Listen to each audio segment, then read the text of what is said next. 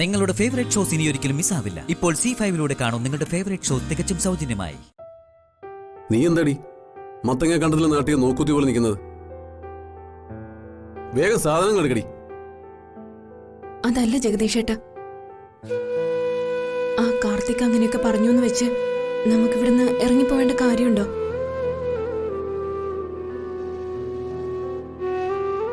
ഈ ചെമ്പകമംഗലത്തിന്റെ യഥാർത്ഥ അവകാശി ജഗദീഷേട്ടനല്ലേ? എടീ, എനിക്ക് എന്റെ അമ്മയുടെ അച്ഛന്റെയും വാക്കാണ് വലുത്. അമ്മ പറയുന്നത് ഞാൻ അനുസരിക്കണം, എനിക്കത്രേ ഉള്ളൂ. ചെമ്പകമംഗലത്തിന് സമ്പത്ത് വേറെയുണ്ട്, നമ്മൾ അവിടെ പോയി താമസിക്കും. എന്താ ഞങ്ങളുടെ കൂടെ വരാൻ നിനക്ക് വല്ല ബുദ്ധിമുട്ടുണ്ടോ? ഏയ് അല്ല, ഈ കൊട്ടാരം വിട്ടുവരാൻ അഭിമാനം സമ്മതിക്കുന്നില്ല എന്നുണ്ടോ? അതെന്താ ജഗദീഷേട്ട അങ്ങനെയൊക്കെ ചോദിക്കുന്നേ? അല്ല, കയ്യാലപ്പുറത്തെ തേങ്ങ പോലെ അങ്ങോട്ട് ഉരുളണോ ഇങ്ങോട്ട് ഉരുളണോ എന്നുള്ള മട്ടിലുള്ള നിന്റെ നിപ്പ് കൊണ്ട് ചോദിച്ചതാ. ആ കാർത്തിയുടെ ഈ ധിക്കാരൊന്നും എനിക്ക് അങ്ങോട്ട് സഹിക്കുന്നില്ല ജഗദീഷേട്ട. അവനെന്ത് ഭ്രാന്തുണ്ടോ? അവനെ ഭ്രാന്തനാക്കിയതാരാടി? ആരാന്ന്? വൈശാഖ് എന്ന് പറഞ്ഞൊരു ഫ്രോഡ്. ആ ഫ്രോഡ് നിന്റെ ആരാന്നറിയാലോ. ശവത്തിലെ കുത്തല്ലേ ജഗദീഷേട്ട? ഒരു കുടുംബത്തിലെ മുഴുവൻ പേരെയും ശവങ്ങളാക്കി മാറ്റിയിട്ടല്ലടിയെ അവൻ പോയത്. നിന്നോടുള്ള എന്റെ സ്നേഹമാണ് അവൻ മുതലെടുത്തത്. അവന്റെ ആ ലക്ഷണം കെട്ട മുഖവും ലോക തരികിടയുടെ ആ നടപ്പൊക്കെ കണ്ടപ്പോ പല പ്രാവശ്യം അവന്റെ പല്ലടിച്ച് തെറിപ്പിക്കണം ഞാൻ ഓർത്ത. പക്ഷേ അപ്പോഴൊക്കെ ഞാൻ നിന്റെ മുഖം ഓർത്തു. നിന്റെ കുടുംബത്തിൽ നീ ഒഴിച്ച് ബാക്കിയെല്ലാം ഇന്റർനാഷണൽ കച്ചറകളായി പോയില്ലോടി ജഗദീഷേട്ട. വളവന്മാരായ ആങ്ങളമാരെ സംരക്ഷിക്കുന്ന എല്ലാ പെങ്ങന്മാർക്കും ഒരു പാഠമായത്. ഭാര്യ ഭർത്താക്കന്മാർ തമ്മിൽ പരസ്പരം എല്ലാ കാര്യങ്ങളും ഷെയർ ചെയ്യണം. അത് സമാധാനമുള്ളൊരു കുടുംബജീവിതത്തിന് അത്യാവശ്യമാണ്. എന്റെ കുടുംബത്തെ വിട്ടൊരു ലോകം എനിക്കില്ല. അതാ ഞാൻ ഇക്കാര്യത്തിൽ നിന്നോട് ക്ഷമിക്കാൻ തയ്യാറായത്. അല്ലെങ്കിൽ നമ്മൾ തമ്മിലുള്ള ബന്ധം ഒരു ഡൈവോഴ്സിൽ എത്തിച്ചേരുമായിരുന്നു. നിന്റെ ആങ്ങള പണ്ട് മൈഥിലിയെ സ്നേഹിച്ചിരുന്നുള്ള സത്യം നീ എന്നോട് മറച്ചു വെച്ചു. അത് എന്നോടും ഈ കുടുംബത്തോടും നീ ചെയ്ത പൊറുക്കാനാവാത്ത മാപ്പർഹിക്കാത്ത തെറ്റാണ്. നീ നിന്റെ ഭർത്താവായി എന്നോട് സത്യം തുറന്നു പറഞ്ഞിരുന്നെങ്കിലേ എന്നീ വീട്ടില് ഈ മഹാദുരന്തം സംഭവിക്കില്ലായിരുന്നു. എന്നോട് ക്ഷമിക്കണം ജഗദീഷേട്ട, ഇതിങ്ങനെ ചെന്ന് അവസാനിക്കുന്നു ഞാൻ ഒരിക്കലും കരുതിയില്ല. നീ പ്രസവിച്ച എന്റെ 2 കുട്ടികൾ, അവരെ ഓർത്ത് എന്നോട് ഞാൻ ക്ഷമിക്കുന്നു. പക്ഷേ ഒരു വാക്ക്, ഇനിയുള്ള ജീവിതത്തിൽ എന്തെങ്കിലും ഒരു പ്രാവശ്യം നീ വൈശാഖ് എന്നുള്ള പേര് ഉച്ചരിച്ച അന്ന് തീർന്നു നീയും ഞാനും തമ്മിലുള്ള മഹത്തായ ദാമ്പത്യം. മനസ്സിലായോടി? മനസ്സിലായി. എന്നാ ചെന്ന് വേഗം എടുക്കാനുള്ള സാധനങ്ങൾ എടുക്ക.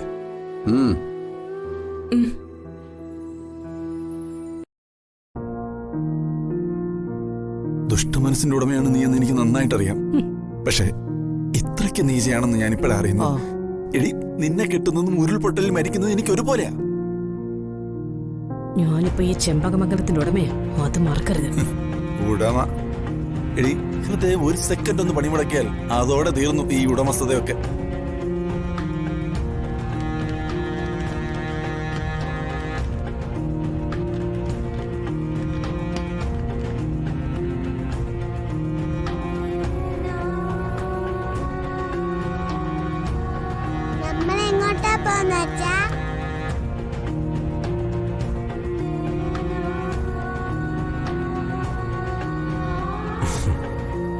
നമ്മള് മനുഷ്യവാസമുള്ള സ്ഥലത്തേക്ക് താമസം മാറ്റുന്നു.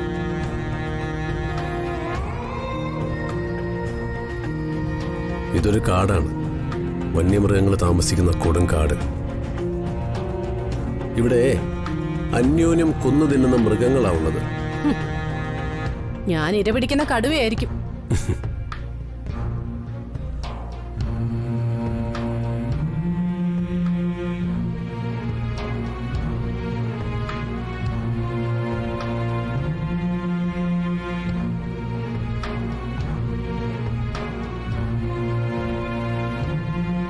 അച്ഛനോടും അമ്മയോടും ഒരു വാക്ക്.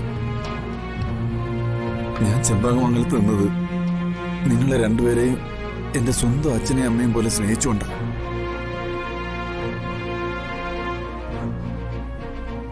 പ്രായം കൊണ്ട് എന്നേക്കാൾ ഇളയതാണെങ്കിലും നന്ദിനി ഏട്ടത്തി എനിക്ക് എന്റെ ഏട്ടത്തി തന്നെയായിരുന്നു.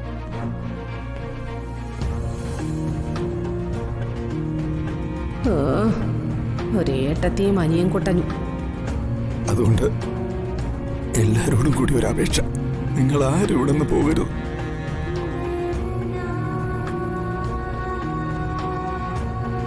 കാർത്തിക്ക് വേണ്ടി അവന്റെ അച്ഛനായ ഞാൻ നിങ്ങളോട് മാപ്പ് ചോദിക്കുന്നു.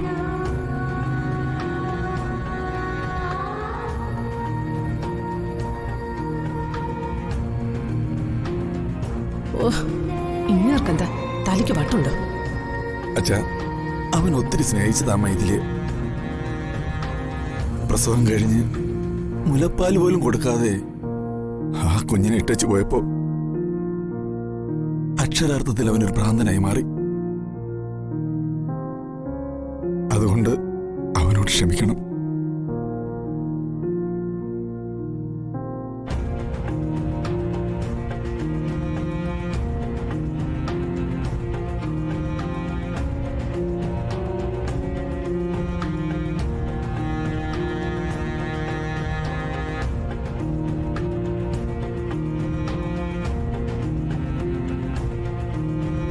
എനിക്ക് ഭ്രാന്തൊന്നുമില്ല.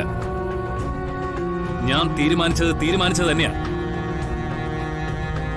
എന്റെ ആ തീരുമാനം എനിക്ക് ഭ്രാന്താകാതിരിക്കാൻ വേണ്ടിയാ. കാർത്തിക്, മിണ്ടാ നിൽക്ക്.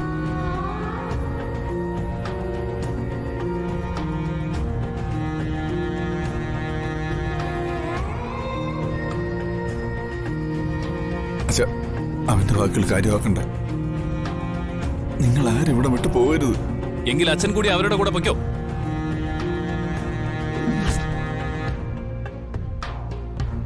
എന്റെ വാക്ക് കേൾക്കാത്ത ആരും ഇവിടെ നിൽക്കണമെന്നില്ല.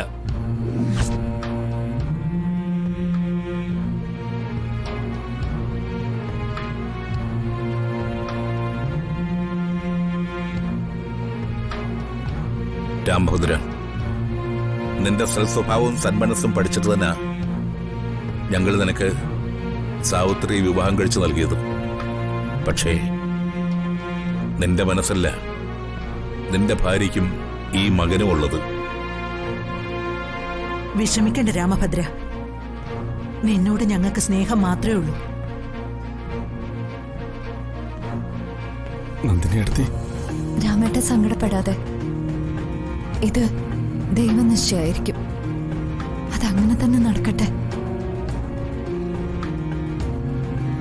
ഡൗൺലോഡ് ചെയ്യൂ C5 ആപ്പ്. കാണൂ എല്ലാ എപ്പിസോഡുകളും സൗജന്യമായി.